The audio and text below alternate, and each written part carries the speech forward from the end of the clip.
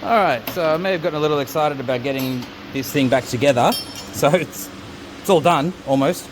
I've got that's our new condenser, AC condenser, that is replacing the one I accidentally broke. Down there is where the puncture was. But he's got an aftermarket oil cooler. Can't really, struggling to focus. Yeah, that's this one here for his transmission.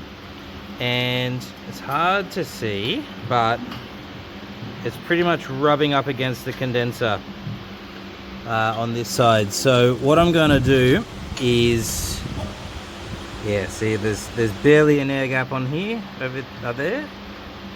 Yeah, camera's freaking out.